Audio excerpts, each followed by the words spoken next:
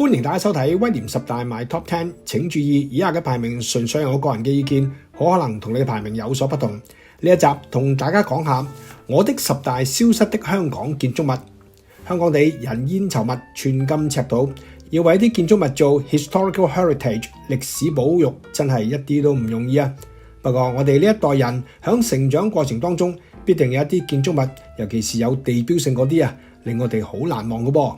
咁等我哋咧做一個 stock take， 話唔定講翻呢啲嘅 constructions 嘅時候，會帶翻一啲回憶俾我哋啊！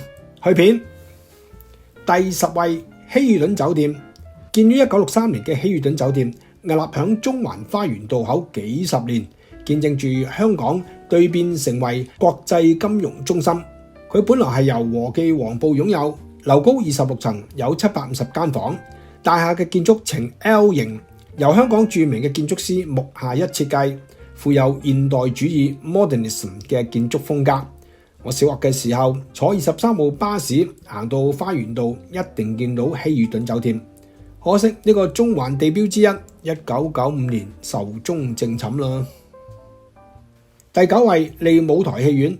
Lee Theatre 由利希慎拍板興建，皆因佢阿媽中意睇大戲。1927年開幕嘅時候，由當年嘅電影紅星蝴蝶剪彩。上演第一場大戲係由關德興嘅新大陸粵劇團演出。利舞台由1973年起舉辦過好多屆嘅香港小姐競選決賽，1976年更加舉辦過環球小姐競選決賽。利舞台嘅建築風格以西式為主，由法國工程師設計，藍本就係19世紀嘅歐洲歌劇院。大樓頂嗰個圓拱形嘅小塔，直頭係銅鑼灣禮頓道嘅 icon 啦。只可惜1991年利舞台終於都要永遠落幕啦，唉。第8位，政府大球場。呢個球場位於掃桿埔，簡稱大球場。1955年12月3號正式啟用，可以坐28,000幾名觀眾。1994年重建以及係改稱香港大球場，呢啲就係後話啦。總之，大球場見證咗60至80年代香港足球歷史最光輝嘅一頁。無論係聯賽、銀牌、賀歲、總督杯決賽等等，都經常係全場爆滿，掛起紅旗啊！個人最難忘就係球王比利同山道士球隊響1970年訪港，響大球場對香港聯賽隊嗰場嘅比賽，真係萬人空巷，逼爆成個大球場啊！第7位，淺水灣酒店。佔地6萬幾平方尺嘅淺水灣酒店，令我想起80年代改編自張愛玲小說嘅電影《傾城之戀》，因為呢套戲嘅故事背景就係呢一間沙灘酒店啦。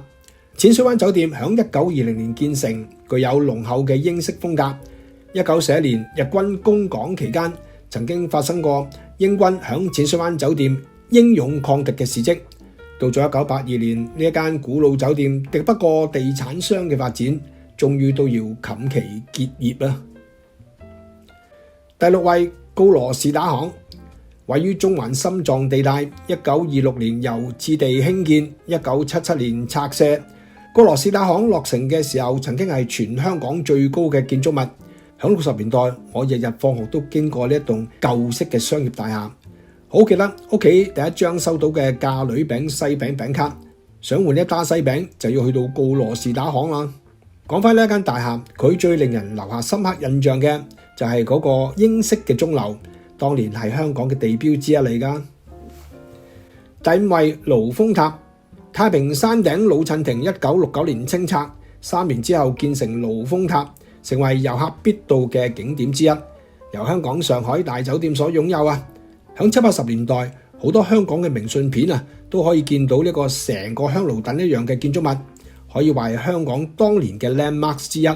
不過1993年7月，呢一個建築物都要拆卸啦，原址發展成為今日嘅凌霄閣。但係我始終最中意呢一個被稱為第3代嘅山頂建築物盧峰塔。第4位，中環天星碼頭。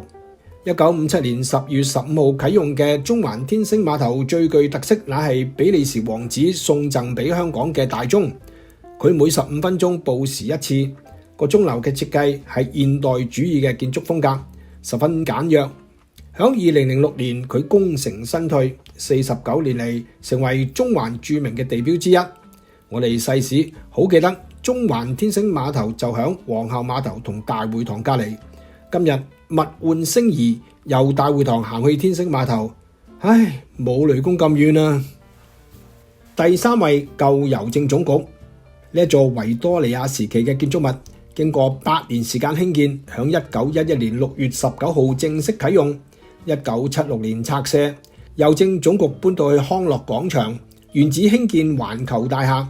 郵政總局大樓建築係用英國文藝復興時期嘅愛德華式嘅風格，樓高只有4層，但係每層樓底好高，十分之通爽。我中小學放學嘅時候，經常響郵政總局嘅門口等巴士，都入過一次嘅，覺得佢好古色古香，到而家都好記得啊。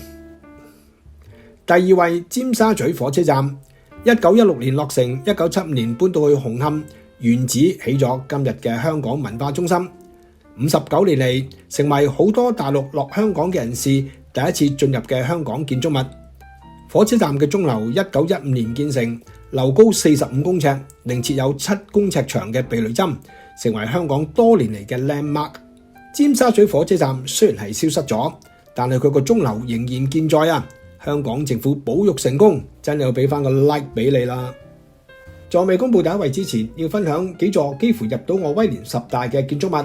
響 Honorable Mentions 中有淺水灣愉園，1932年落成，歐洲古堡式嘅風格，1988年清拆。拱北行1963年正式啟用，主要係香港政府部門嘅寫字樓，1995年拆卸。銅鑼灣裁判處1960年建成，1987年拆卸。好記得我嘅兒童身份證同埋成人身份證就係響嗰度辦領噶啦。第一位，舊匯豐大廈總行，點解排佢第一？除咗係我哋細時嘅時候去到中環皇后像廣場必定見到呢一座嘅大樓之外啊，就係嗰陣好多小朋友屋企都有一個匯豐銀行嘅錢罌，我記得係棗紅色啦，屋頂有條罅俾你入銀仔落去，錢罌嘅屁股咧就有個暗門啊，俾你攞翻錢出嚟。